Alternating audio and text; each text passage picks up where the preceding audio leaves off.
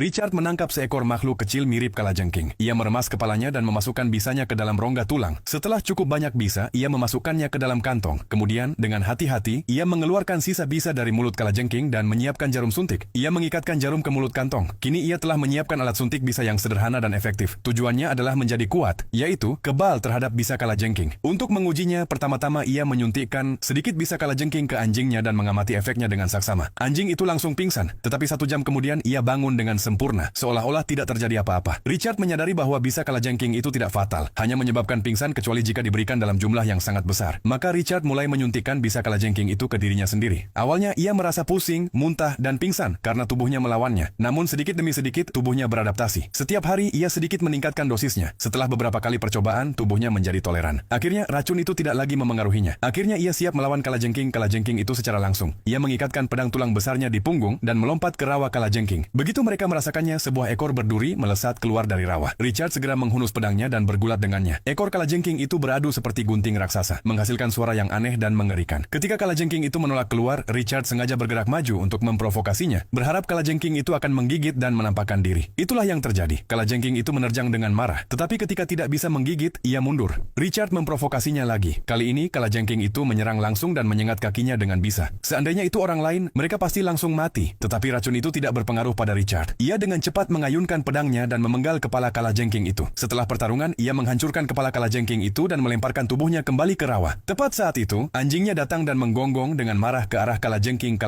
yang lebih kecil di dekatnya. Richard sedang tenggelam dalam pikirannya ketika tiba-tiba, seekor kalajengking raksasa lainnya, Raja Kalajengking, menyerangnya dari belakang. Richard berguling ke samping tepat waktu, nyaris lolos. Kalajengking itu sangat besar dan mengerikan. Begitu kuatnya hingga bisa membunuh seekor sapi dengan sekali tebas. Satu kibasan ekornya menjatuhkannya ke udara. Sementara itu, kalajengking yang lebih kecil mulai mengepung anjingnya. Richard segera meraih anjing itu, memegangnya dengan satu tangan, dan dengan pedang di tangan lainnya, menyerang Raja Kalajengking. Dengan tebasan yang ganas, ia merobek perutnya, dan dengan cepat melarikan diri melalui pintu masuk utama. Ketika ia menoleh ke belakang, ia merasa ngeri. Raja Kalajengking telah melahap isi perutnya sendiri yang tumpah untuk beregenerasi. Richard menyadari bahwa tempat ini tidak lagi aman. Dengan anjingnya di sisinya, ia berangkat mencari rumah baru.